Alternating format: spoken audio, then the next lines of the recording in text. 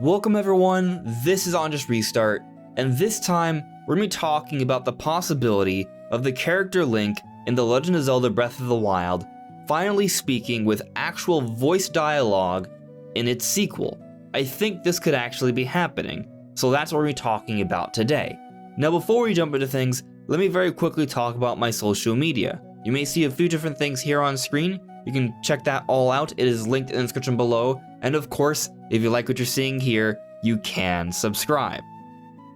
So firstly, let me just say that this is speculation. I do not know what is going to happen, but I do feel like there are reasons to believe that it could happen, so that's what I'm focusing on in this video. Now, the first thing I want to sort of talk about as I sort of make my argument here is the significance of Link talking. Because you see, when you look at this entire history of the series of Legend of Zelda, when we're talking about the mainline Legend of Zelda games, Link does not talk. There is one exception, and that is The Legend of Zelda The Wind Waker, where Link runs around a couple dungeons and says, hey, come on, and things like that to a couple other side characters.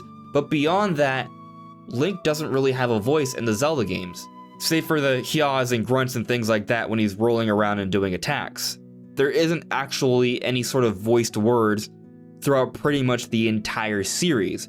And a lot of that I think has to do with the fact that the Zelda series is over 35 years old. It's an iconic series that so many other series have been inspired by. Zelda is a staple for the gaming industry, and because of those roots where the technology wasn't as advanced, they didn't start off with a game where there could be voice dialogue. That wasn't really an option back then.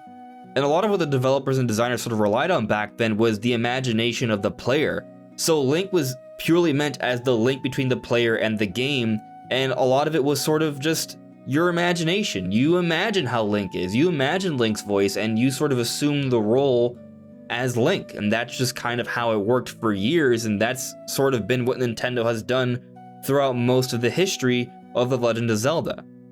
But as technology has advanced and other series have evolved that were inspired by Zelda, voice acting has become more and more prevalent, and the fan base for Legend of Zelda has become larger and larger and larger, especially with Breath of the Wild.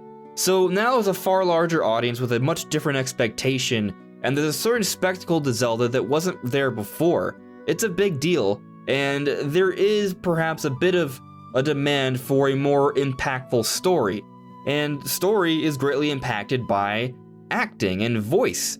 And in Breath of the Wild, we finally got a fully voice-acted Legend of Zelda game, at least when it came to the cutscenes. But there was one thing that was missing from that. All the other characters could speak, but Link. And I do personally believe that this impacted the story, because basically in every cutscene, it was more of like a monologue, except they at times expected some sort of response, and it created a bit of awkwardness in some of the cutscenes in my opinion. If Link actually had a voice, that could have been avoided. So just from that perspective alone, if Nintendo wants to deliver an even more impactful story, they may want to reconsider how exactly they go about doing that, and that may even include having Link being able to talk during the cutscenes. That way, the dialogue will feel a lot more natural. But I'm sure some of you who are watching this video before even finishing the entire video and listening to all the points are probably already making the argument that Link should never talk. He's never been one to talk throughout the Zelda history, so why should he start talking now? It is not needed. We will probably hate the voice, whatever Nintendo chooses. And I think there is some validity to that argument, because the truth is, if Nintendo does this, they are going to have to pick a voice. And sure, they may have different voices for different languages, but ultimately if you speak a particular language, you're probably gonna play the game in that language, probably, and you may or may not like the voice that they choose for that language, and that would be it. Because of the history of The Legend of Zelda and how it's always been sort of treated as a situation where Link is the link between character and player, there has been a lot of that imagination, and a lot of people have their own sort of idea of how Link should sound. So there would be a bit of challenge there, but I'll also challenge that idea by saying that something similar probably was the case for all the other Zelda characters as well.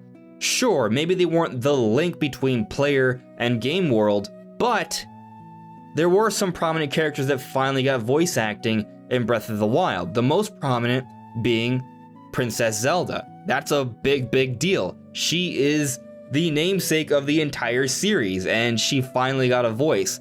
And yes, there were complaints, there were criticisms, and not everyone was in love with her voice.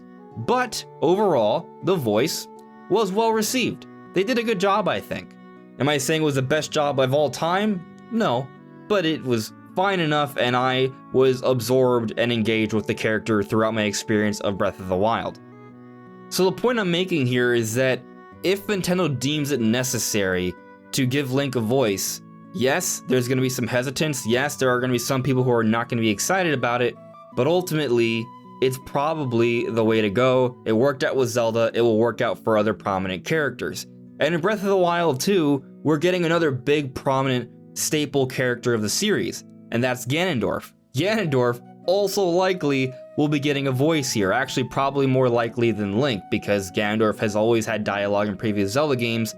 I would say Zelda getting a voice is the equivalent to Ganondorf getting a voice, and being able to hear him in Breath of the Wild 2 and his antagonistic nature or whatever sort of story they have in mind is going to be a really cool experience.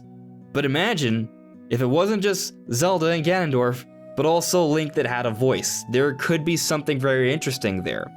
And there's a few other elements to sort of consider here, because we've seen that Nintendo wants to branch out with their franchises. They want to create movies and things of that nature so their franchises can grow even larger. We've seen them try to expand things with the mobile games, but we also know that Nintendo is now working on a Mario movie, and we've seen and heard about things Nintendo trying to do something for Zelda. There was that whole Netflix thing that was canceled or whatever. But imagine if eventually Nintendo does do something like this. If they were to have some sort of TV or movie or animated series, there's gonna need to be voice acting, and the most important character, the main character, Link, might be kind of weird if he doesn't have a voice. So I would say that if they're ever gonna get to doing something like that, they probably need to establish a voice in the mainline games first. And if there was ever a time to do it, I believe that time is now, for the sequel to Legend of Zelda Breath of the Wild. I think it makes more sense in this game than any other game.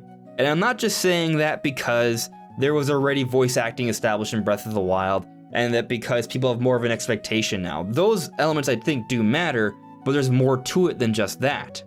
From a lore perspective, I think this is the ideal time to finally give Link a voice. And this is why.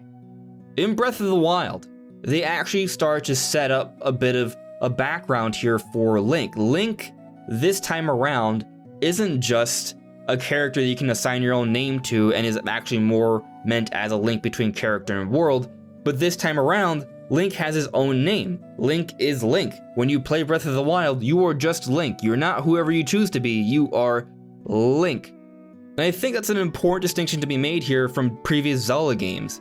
They're putting a little bit more thought into the character this time around. The fact that you cannot choose your own name shows that this Link in particular has a little bit more of an identity than previous Links from previous Zelda games. But they even go as far as giving Link more of a background in this game compared to previous games. So in Breath of the Wild, in Zelda's room, you can actually find her diary where she talks a little bit about her relationship with Link. So let me go ahead and read this excerpt for you. Bit by bit, I've gotten Link to open up to me. When I finally got around to asking why he's so quiet all the time, I could tell it was difficult for him to say.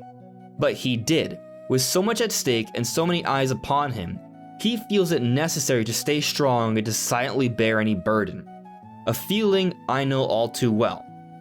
For him, it has caused him to stop outwardly expressing his thoughts and feelings. I always believed him to be simply a gifted person who had never faced a day of hardship. How wrong I was. Everyone has struggles that go unseen by the world. I was so absorbed with my own problems, I failed to see this.